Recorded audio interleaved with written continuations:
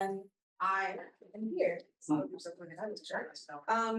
think there's any comments on closed session agenda items. No. No, okay, so we'll go ahead and recess the closed session.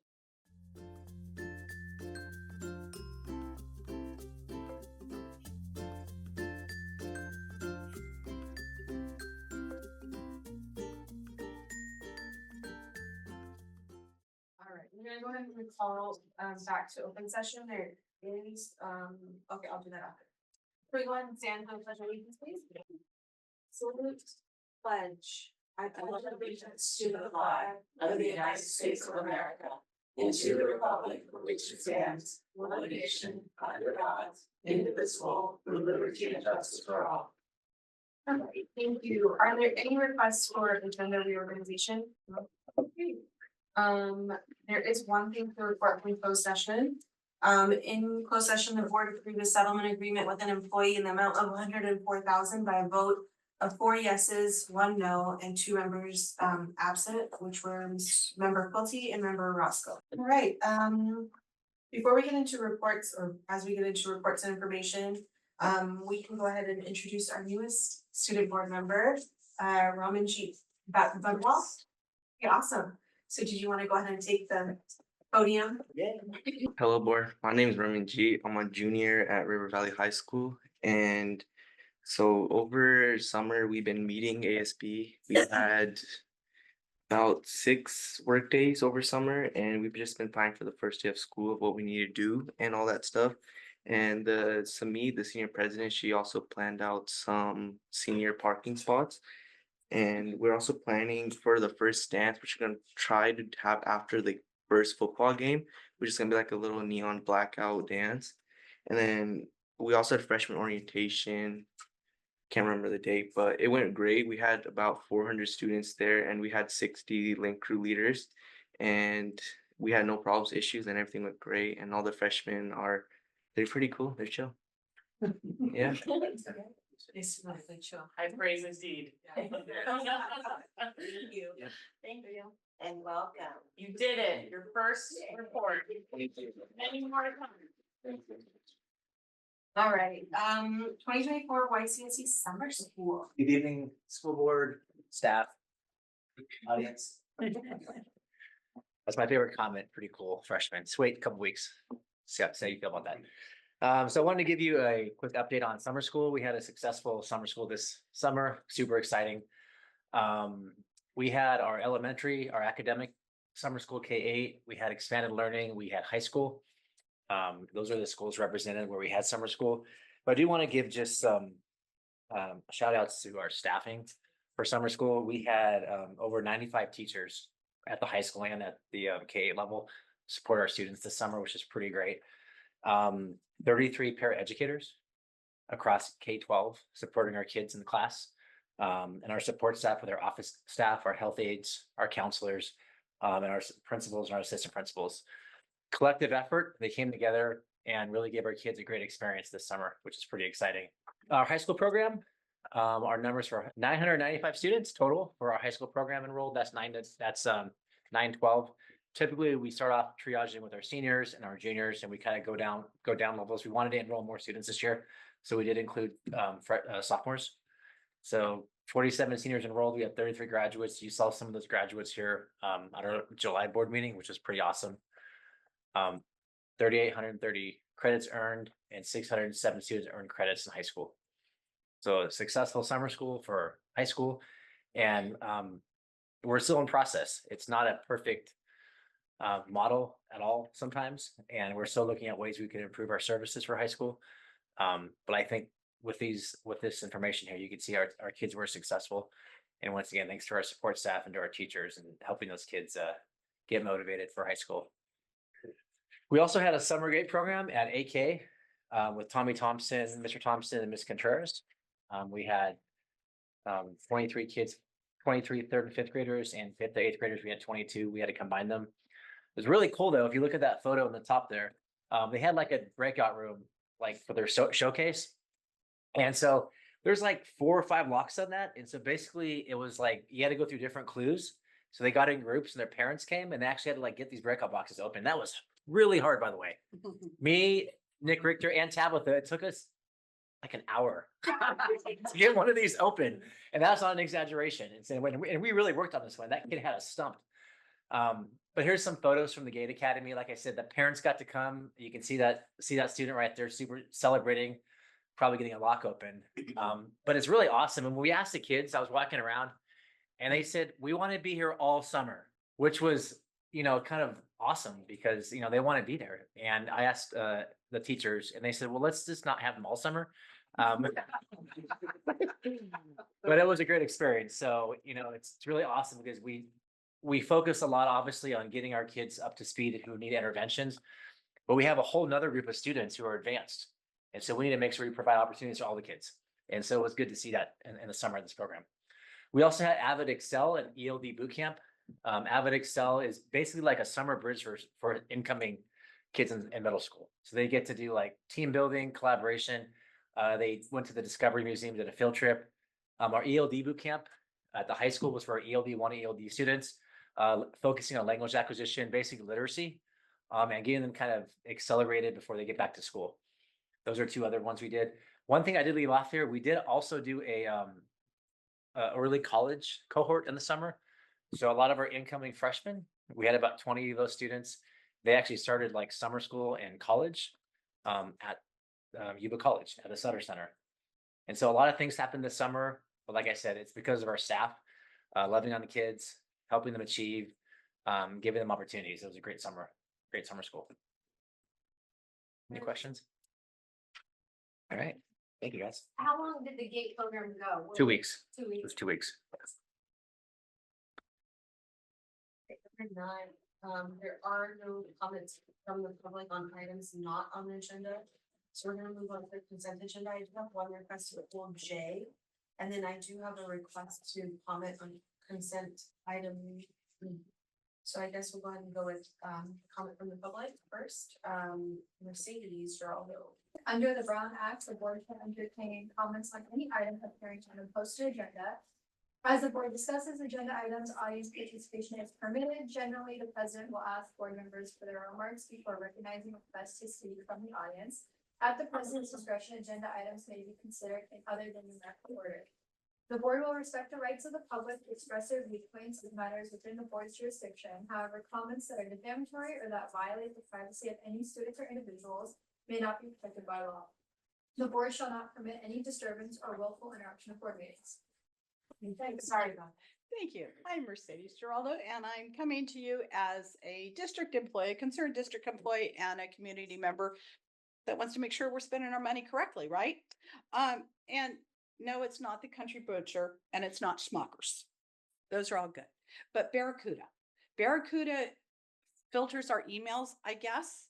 And I've worked in this district for almost 24 years, and I've never had so much spam email in my email. I get emails constantly about, oh, we're your retirement people. They're not.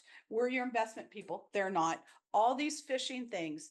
And I don't know why we can't have a system that filters out these spam emails. It used to filter out. We didn't get these kind of spams, but now you have to actually go navigate around and find the little Barracuda button. If you're on the phone, that's not so easy, if it's even possible, to isolate that email. And then you still get a bunch of junk emails. So we're spending $113,000 on software that I don't see working, but I'm not the expert in the field, but I just don't feel that it is worth our money.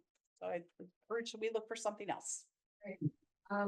Questions on consent agenda? Can I get a motion with the exception of J, please?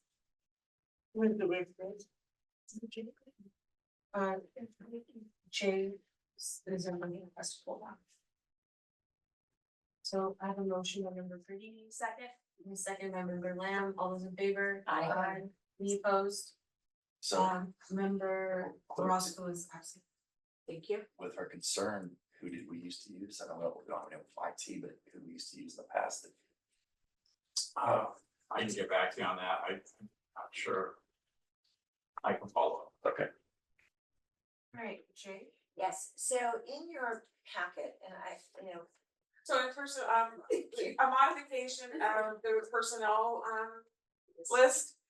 We are removing the request for a modified retirement date. The board previously approved one for June 30th, and there was a request for August 18th. And then, reverse, sorry, it was previously, and then he is retiring on the 18th. So it was just a modification that you guys already approved last time, and this needs to be pulled. So this individual made a request to first retired June 30th, but it came to the board as August 18th, which you approved.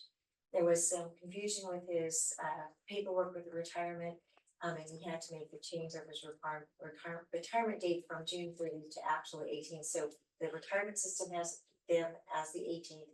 You have them as August 18th retiring. However, he was thinking he was gonna do something else and retire June 30th because that's what had been submitted originally to the CalPERS.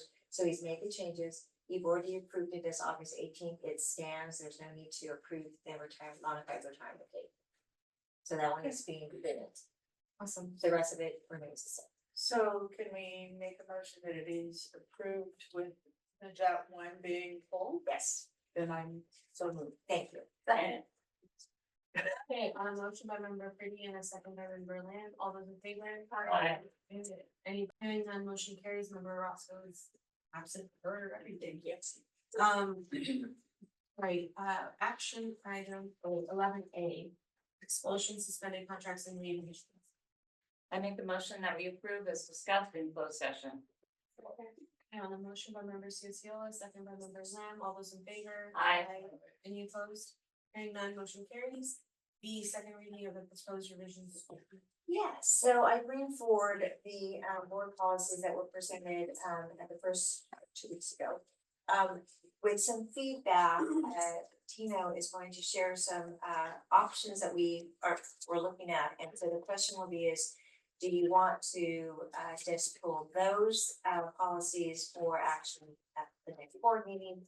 Do you want to look at all of them there? What we've done is clarify and cited ed code based upon some feedback because some of the language seemed to be confusing, but Tina, do you want to reference which policies? So one of the first ones is 5131.2, board policy on bullying.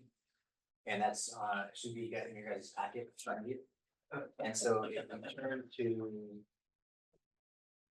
the fourth page, towards the bottom, under discipline and corrective actions. Page 114 of 270.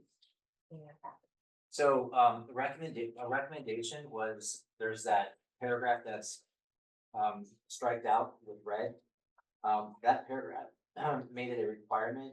So for example, it says when a student has been suspended, the principal or designee shall engage both the victim and perpetrator in restorative justice practice suitable to the needs of the students. The principal or designee shall require.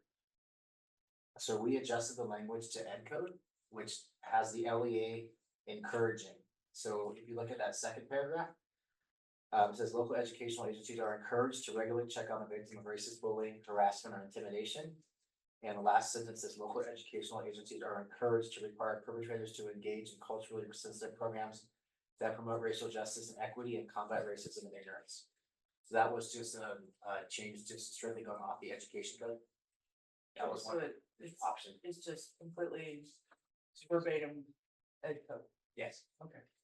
Thank you. And so the difference is one's requiring and one's encouraging. So that's the first one. Any questions on that one? Okay. The second one is board policy 6142.8, comprehensive health education. That's in your packet as well. Page 139 in the big packet. And it was more of a the language at the bottom of the first paragraph was just a little confusing, and so we wanted to clarify it. So at the very bottom it says, the district's health education program shall be a part of a coordinated school health system which recognizes that mental health and social connection are critical to students' overall health, well-being, and academic success. Supports the physical, mental, and social well-being of students, and reflects the importance of digital citizenship and is linked to the district and community services and resources. We felt that the media literacy phrase was a little, I don't want to say misleading, but the focus on this is building kids' resilience online when they're online. Because we know that online behavior, especially with social media, can lead to bullying, it can lead to social emotional challenges. And so by focusing on citizenship, it talks more about making smart choices online versus media literacy. We felt that wasn't really capturing the spirit of what they're trying to say. So with that, the board continues to, this was the second read, but we did want to call out those slight changes to make it clear, citing of education code, and then clarifying that media literacy is really about digital citizenship, not Teaching them how to use a computer. thank you. Correct. Can I get a motion? I'll second. Okay, a motion by member Cootie, second by member Four, all those in favor? Aye. Any opposed? Hearing none, motion carried. The approval of facility use rate structure.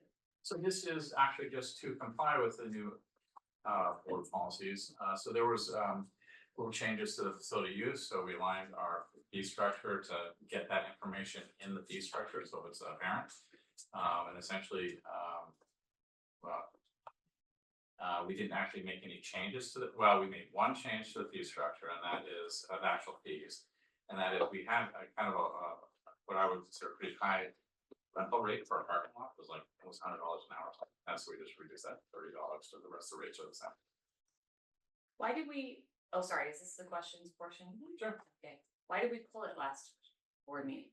Because this was Because- the last meeting. Yeah, because this is the meeting that the board policy was gonna be passed, so it would be, you know, Makes no sense. yeah, this would happen after the board policies, because this aligns with the new board policies. I see, okay, thank you. We do have one public comment on this item as well. All right, Mr. Davis? Good evening. Thank you guys for letting me speak. I got kind of thrown into this, so I'm gonna be all over the place. My name's Sean Davis. I'm a board member for the junior hawker program. So we consider ourselves a feeder into the high school, the honkers. If I read this correctly, and I could be wrong, I'm not sure if you guys are able to engage or not. Probably you guys can't, but we fall under class 3, is if I read it correctly, because of what our fees are, I guess. One thing I would ask you guys to consider for nonprofits like ourselves is this has an impact on us, these facility use rates.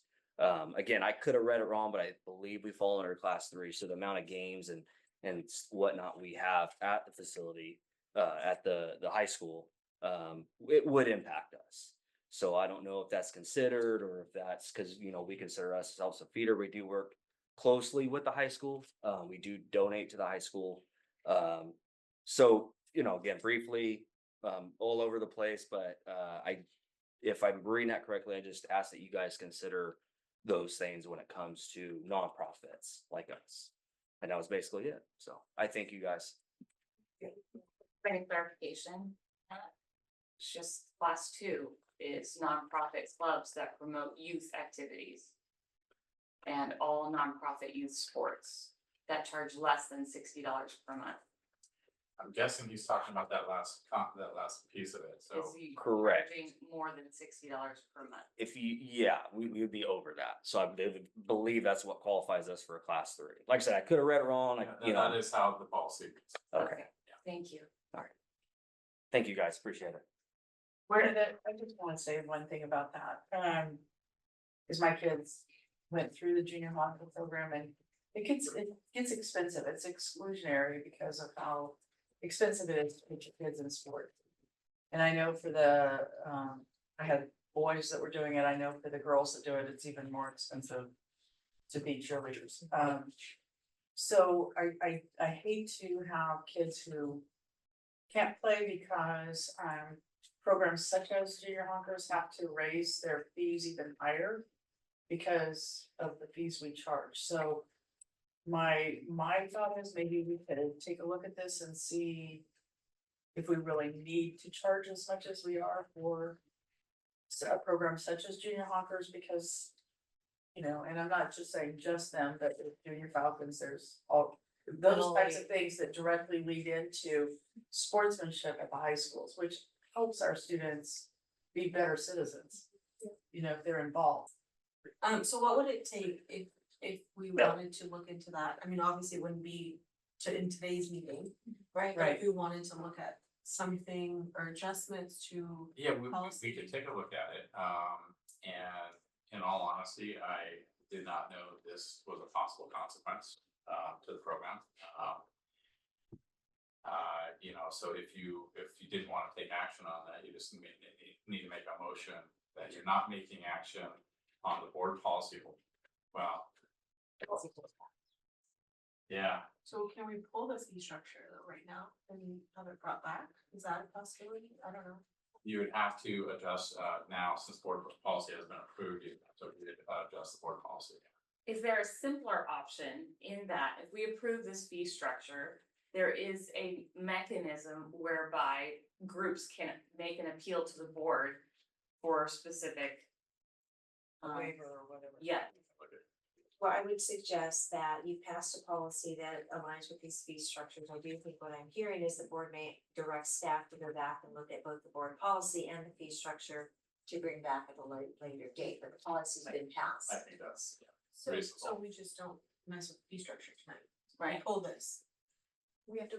No, repeal we've this. already, so, yeah, so if that's the direction of the board, if you align with what, superintendent said, then I would not approve this. And we would have to have maybe a discussion about the board policy that we just passed to see if there's some other options there. So no action. I will make a motion that we do exactly what Scott just said. Alright, so I have a motion, for Ms. Saturday and a second by member Lamb to take no action on the facility use rate structure at tonight's meetings for it to be brought back. All those in favor? Aye. Any opposed? Hearing none, motion carries. Thank you. Alright, B, purchase of access security surveillance camera equipment. This is round two, I would say, of our major investment in upgrading our security cameras. And so we're obviously do the dollar amount for board approval to make this happen. Any questions? I have a question. Because you all put it in your memo with regards to the new equipment, last sentence of the first paragraph of the memo introducing the contract. The new equipment will significantly improve our ability to monitor and secure our school campuses, thereby providing a safer environment for our students and staff. Yes? I think that's the first thing, yeah. Okay, so who's monitoring it? So it's mostly an after action report, to be honest with you. I don't think, we don't have people sitting there monitoring we don't have like a security personnel sitting there monitoring The feed. Right. All day long. I just noticed that verb to monitor, it's going to improve our ability That's to my monitor. point, I see what you're saying, actively monitor. So I was We like, do not oh, we have people We do monitoring it. not actively have security personnel monitoring. I will tell you, many of the school sites have access to them or have them up. But they're not, I wouldn't say that they are staring at them, 8 hours a day with monitoring Right. those. Okay, just wanted to clarify that, because if there was a change in that, I would have been super excited, it'd be awesome. So what is that part about it will significantly improve? Because that's a pretty strong word, significantly. How, in what way will these new cameras really improve our safety? Other than that, they actually work. Well, Am I being snarky? I mean, I'm sorry, because there were. but I think that last part is pretty much the significantly improved, they actually work. Okay. I was just asking for clarity in that this $200,000 is going to do this thing. So that was it. I'm sorry, I didn't mean to be snarky. No. Let the record show. It wasn't. I have seen some campuses where there are several flat screens up. Like in the main office. Where different cameras and they go back and forth. I mean, it's not the same camera all the time, but it's different ones. And that way, if one of the secretaries or a counselor or anybody who's in the office at that moment, whoever it might be, happens to glance up and say, hey, what's that group of kids doing right there? They're supposed to be in class right now. They can immediately call security and say, hey, go chase these kids off to class. It's another way, in addition to So- our campus security officer. But whenever it's monitoring, I mean, it's not like you're paying somebody to sit there and just be glued to a monitor, but it's it's open and it's available, and they are catching a lot of kids being in places where they're not supposed to be. So more like passive monitoring, it's great. So it's just an interactive. Yeah, but that, Watch them. right, Yeah. but it's more helpful than just, you know, going back through camera footage after an event happens and saying, hey, do we have anything that shows this? You know, I mean, and I think it has an impact on the kids too, because they never know when what they're doing might be seen and caught. So, you know, those who actually care if they get in trouble, which most of them do, kind of curtails some of their behaviors. I think that's fair, sure. Maybe if we added that in, you know, so that there's more monitors that, you know, in the principal's office and the secretary's offices, you know, so that they could just, it's just there, see it. They happen to glance up and they're there. Yeah. Seems like it would be more impactful than just looking at. Right. after I have some- mine on, little things, I have mine on. You Right. kind of see things, you know, you glance. So nice, I get it. Yeah. I think that might be more of a significant improvement, you know, for security. There's no more questions. I make a motion to approve. Second. On that motion, that we just, it's full second, pretty good, all those in favor? Any opposed, hearing none, motion carries. Great. E, YCUSD Community Facilities District Number 1 tax report. This is an annual report that's developed. The district has several community finance districts that pays for loans the district took out in the 90s to improve districts. And the households in these communities pay taxes for 20 years and start falling off. So you'll notice that these the tax revenues that we expect to receive in 24-25 are lower than the prior year. So this is an annual disclosure that we have to approve every year. Any questions? Make a motion. I make a motion to approve. I'll second it, so. Member COCO and second by member Pretty, all those in favor? Aye. Any opposed? Hearing none, motion carries. G, meteor furniture for YCAA. This is Oh, sorry, just Oh, wait. I think Wait, Mom. Sorry. Okay. Sorry. Purchase of student Lenovo Chromebooks. Sorry. So this is additional purchase of Chromebooks replacements, and it's also using up some of the last of the ESSER 3 funds that are expiring in September. Questions? Is the Lenovo an upgrade from Acer? Is that why we swapped that out? Yeah, go with yes. Don't know the answer. And they do have the built-in. It's The built-in Wi-Fi, the hotspots. Yes, yeah, that's the newer technology that we're. Oh, that's nice. Do they have, are you able to charge on both sides? Oh, man. Thank you. Okay. Yeah, we're able to charge on both sides, so just one. I like that. I do actually, especially say, the same thing. Okay, all right, can I get a motion? Make a motion to approve. Second. Yeah, I'm pushing by member Quilty, second by member Cecile, all those in favor? Aye. Any opposed, hearing none, motion Or carries. Scott. Meteor furniture, G, okay. G is, we have a new classroom, discovery classroom for our external students at YCAA. So we had redesigned, 2 areas of YCAA, their counseling conference room, and develop a classroom actually. And so we looked at a model at Washington Unified School District they started a similar program last year. And so they were actually working with Meteor. So we kind of looked at their design. We worked with Kevin Peterson on the design. He worked with Heather, the teacher, about the program now to make sure that's something that she would want to have in that classroom. And so we're going to use our expiring money as well on one-time monies to purchase this. We seek approval for the Discovery Classroom furniture. I have a question. Yeah. But you guys can get back to me because I'm sure that there's a use for it. I had an opportunity to tour Central Daycare and I know that there's some brand new furniture in storage. Yeah. And from what I was told that they're like earmarked for schools, is that some of the are they still like? Yeah, some of the classrooms? So this is gonna actually help us too, because we still have, like with some of the class sizes for fourth and fifth grade, we need to backfill some tables, some desks and some chairs. So we're actually doing that right now from Simple Gator. So we're actually taking a lot of that furniture out. And once all that's done, probably by the end of September, we're then gonna look at our inventory. And then decide what the school sites additionally need to help with some of their other parts of their campus. Okay. So we're eventually that'll eventually be, no furniture will be there for me here by the end of the year. Yeah. It is, I have been a furniture person for the last 3 months. I dream furniture right now, unfortunately. All I do. No, honestly, it's well organized. Yeah, Sal and his crew and Mark, they do Sounds awesome. Sal is phenomenal, so they do a great job. Sorry. There you go. Okay, perfect. Thank you, motion. I mean, unless there's questions. Sorry. Make a motion, we approve. Second. Okay, on the motion, Member Quilty, second, seal, all those in favor? Aye. Any opposed? Hearing none, motion carries. H.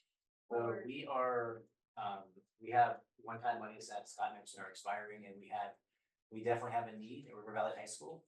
Want to continue outfitting their math classrooms. So Trinity was a pilot classroom at River Valley. Their whole department wants to do it, and so we were able to use our one-time monies to finish the math classrooms at River Valley High School. And they're all on board. Absolutely. We went through the designs with them at the end of the March and April. They got to decide which design they wanted to go with. Then they decided to go with this design right here. And can you motion? I make a motion to approve. A second. Yeah, on the motion by Member Seola, second by Member Quilty. I mean, all those in favor? Any opposed? Hearing none, motion carries. Board reports, information, discussion. Our government liaison meeting was rescheduled, canceled, so nothing to report after that. If there's nothing else, written communications from the public, there are none. Employee representatives. Good evening again. I'm Mercedes Straub, this time representing California School Employees Association, Chapter 2625, representing our classified employees. And, school starts tomorrow. We've had lots of employees between summer school. Tino talked about, I think there was 35 paras and a whole bunch of office staff, and our custodians, our maintenance crews have just been a phenomenal job. Got back to Yuba City today, saw these really cool, like gold. In one hall, it's gold on the top and white on the bottom. Another hall, it's gold on the bottom, white on the top. So with the brown lockers, it looks pretty sharp, right? We feel like honkers, so that's pretty cool. And I'm sure there's plenty of other projects. I've been driving around seeing all this construction going on everywhere, so I'm sure that people are pretty excited. We just got back from our CSA conference. I led a delegation as a regional rep of 7 members from the chapter, and they learned a lot. And one thing that CSCA adopted last year is a set of core values. And I want to talk about those core values because we have them too. I'm not sure what exactly the overall district core value or whatever you want to call them are, but when we look at our different school sites, we have our Honker Pride, our Falcon Pride, our Honker Gold, we have pause. A lot of these values come up: positivity, responsibility, integrity throughout what I could find on the websites. Not everybody has those PBS values up on their websites, but I was going through it, kind of comparing to what our core values are. And I want to talk about that. So our core value, we start out with empowerment, which is the basis for all of our actions and driving force behind our values. And we look at empowerment as our training, right? And we get that through the district, through professional development and that sort of thing. And that's how we grow as members, but also as employees, because that makes us better employees. A big one is inclusivity. We're working on that in the district, but inviting somebody to the party and making them feel included in the party is 2 very different feelings. And I feel that as a district, we need to be better on that inclusivity and make sure that everybody is welcome to that party and knows what's happening. And respect, just that basic respect we have for each other. And I think we teach this to our kids all the time. We have to respect one another, and that's important. And a big one for me is transparency. If we're not being transparent with our actions, the rest of these don't mean anything, right? We have to always be transparent. And I hope that we continue to push forward to be transparent and get better at that. And then our innovation, which is just really bringing all these core values together. And I just really wanted to share this with you because I know that I personally do live by these values before they came out, just didn't have them recognized as some values down on paper. But I think we need to really look at our core values at a district, as a whole, and share those out and live by them. Thank you. Good evening, board members, staff, and anybody in the audience. I'm Dina Lukens, president of the Yuba City Teachers Association. And it is the night before the first day of school. Except, of course, for those people that are alternative ed settings, YCIA, Albert Powell, and the Discovery Program, they started a week ago. But the night before the first day of school is about as much anticipation as the night before Christmas. Because teachers are all working diligently, some of them still in their classrooms right now, getting their classrooms ready. Walk in an elementary classroom, and it is amazing what elementary teachers do to make their classrooms a warm and inviting place, but also a haven for educational learning. I drove by Yuba City High School on my way here today, and there were still cars in the parking lot. So we're still out there working hard. A couple things I'd like to highlight for you. In my new capacity, not having a classroom to prepare for at Yuba City High School, it's been a little different for me the night before school because I'm not anticipating a class full of students eager to learn chemistry, but I am eagerly anticipating 700 YCTA bargaining unit members who are going to give it their all tomorrow for our kids. In that anticipation, the last 2 days, I got to visit many of our sites. I started Monday morning at Terra Buena. I know it's been a while that, we've had that new MP room, but, you still walk into that and go, it is amazing. And the whole area where you walk up with the science lab. So it's exciting to be at Terra Buena. And then I moved over, spent about an hour at Terra Buena, and then moved over to April Lane. The similarity in their work with teachers as both schools were going over their PBIS, behavior expectations. And I was like, they were asking the same questions of each other. So we're doing some great work with PBIS and establishing positive behaviors and also making sure we're teaching those positive behaviors and expecting those positive behaviors. I got over to Butte Vista as they were doing a quick run through of all their safety procedures. That very necessary thing we all have to rely on, not nearly as glamorous as some of the other things we do. But they've also got a pretty exciting deal. Their parent organization is sponsoring $150 classroom monies for teachers at Butte Vista. Wow, that's a nice parent organization. But they're also doing a Chalk the Walk. So they were decorating with chalk the walkway to welcome teachers back. It's that kind of stuff that makes us feel like we're all part of a community where we're committed to our learners. Didn't get over to King Avenue until lunchtime, but they had lunch from Dancing Tomato. I got to tell you, it is great to see that we have recognized the power of feed them. Part of what we do is the effective domain matters. And our stomachs are affected by our stomachs affect our emotional feelings of being welcome. So it was good to get over to King Avenue. And since they were at lunch, I got to wander around their classrooms as they were preparing and engage in a lot of conversations. Also got to visit with Riverbend this morning, Park Avenue, and Lincoln School this afternoon. What's really exciting is that at least 3 of those schools have back to school night, back to school afternoon, and they had it today. Araceli was telling me how successful it's been to welcome the families to King Avenue before the first day of school so that parents know exactly where their students are going to be. They've met their teacher, they've toured their campus. The same happens at Park Avenue this afternoon and at Lincrest. This is a great way to welcome our kids back to school and recognize we're making connections with families because this truly is a partnership. We cannot do it alone. I just want to continue to call out the amazing time and energy that we all put into preparing a welcoming space for our students. There's an anxious anticipation, whether it's your first day of school or your 38th first day of school, because every year it's a little bit different. So it's awesome to welcome kids back into your classrooms. This year we have 40 new teachers who attended a new teacher hiring, a new teacher day. We've been doing this at Yuba City Unified for better than 10 years. Those teachers work an extra day to get the welcome, to kind of get the lay of the land before they jump in.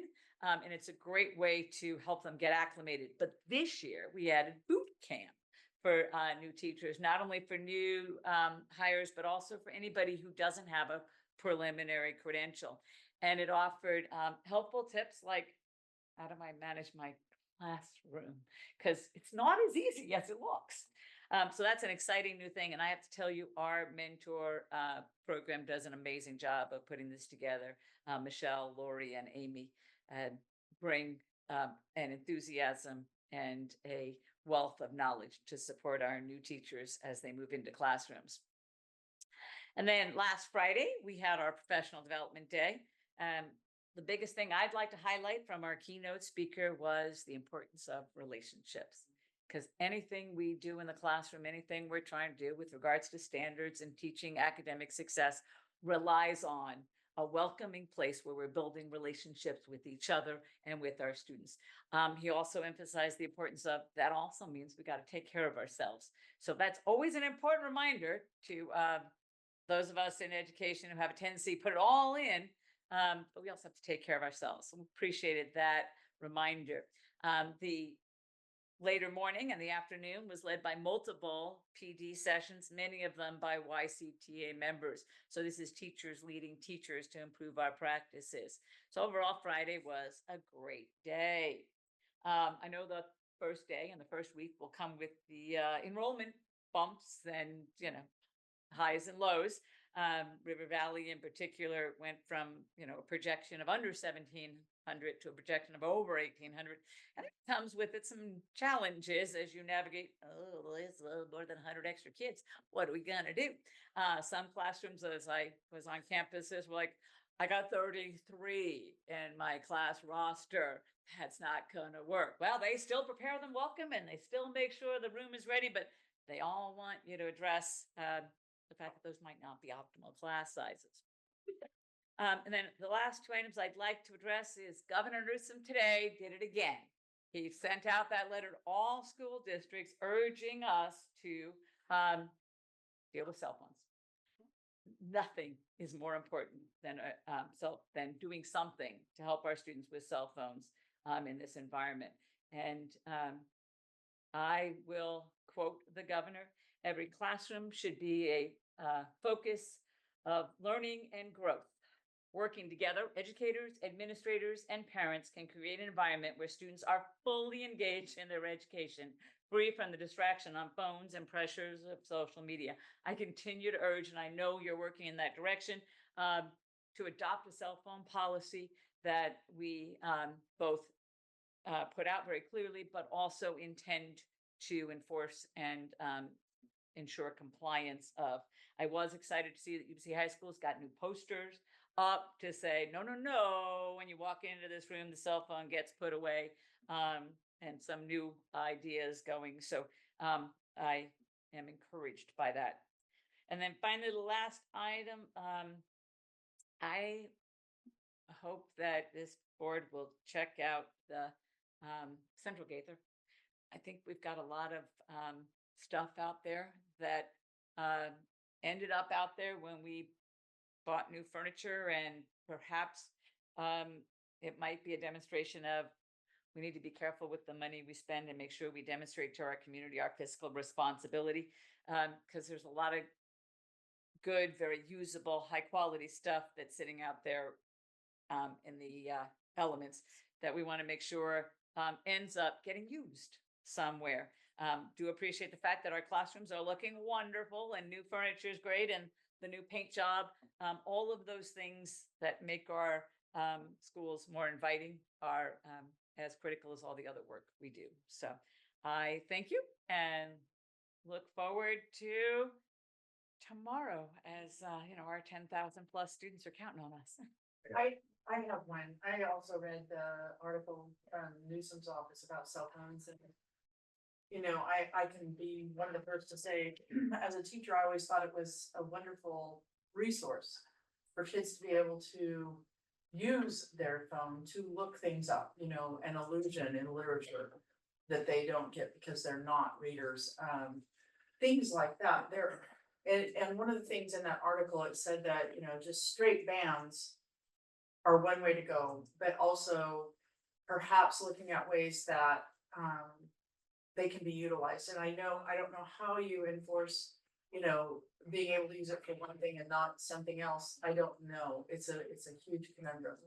But I do agree that cell phones with our kids cause all kinds of problems, their ability to say, hey, let's meet here so we can get in a fight, or, let's ditch class and go there. I mean, or parents who call during the middle of class, and want to speak to their kid. It's like, there's all kinds of problems that the cell phone distracts from learning. So I think it's going to be a really windy path to navigate to try and figure out the best policy. Even more difficult will be how to enforce it. But I do think it's definitely something we need to do. And I also my last thing is I would really like to have a firm report on numbers. At our next board meeting, I'd like to know not averages, because averages are misleading. I'd like to know actual numbers, highs and lows, of how many students are in classrooms, particularly in English and math, because that's where we seem to have the most struggles with our testing and all of our dashboard stuff. So I'd like to know real numbers of how many kids are in classrooms, not the average. Brandon, if you're saying something. Yeah, so this is for the future, next month, September 29th, save the date, 30 annual 10 fun run, Sunday, September 29th at River Valley High School for Alex Flores. They're having a barbecue, and I was asked to mention that. So it starts at 11:30, it's barbecue lunch, walk and run starts at 10 a.m. That's that. And then welcome back to school, everyone. Appreciate you. I did an impromptu visit today with my daughter to UC High School, just to go make sure that she understands the lay of the land. And I'm sure she has a little bit of anxiety as I do as well. I want to make sure she understood how her locker worked. She's never had to deal with a combination before, and so I had to go give her drills on it to show her what was going on. But they did do orientation last week.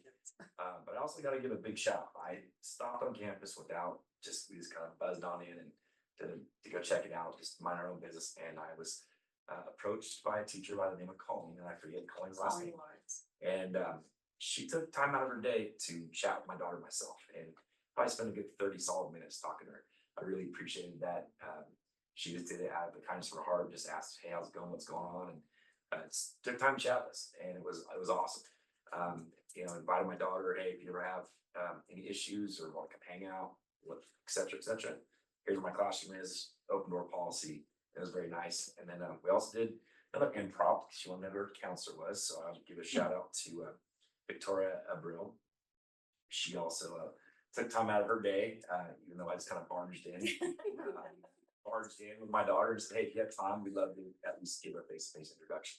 And she took time to speak with us. And my daughter, at least, I think helped remove some of that little bit of anxiety, what's going on. But I told her, said, look, now you can be cool, show your friends how to do the lockers, and just barter with them and do a little barter.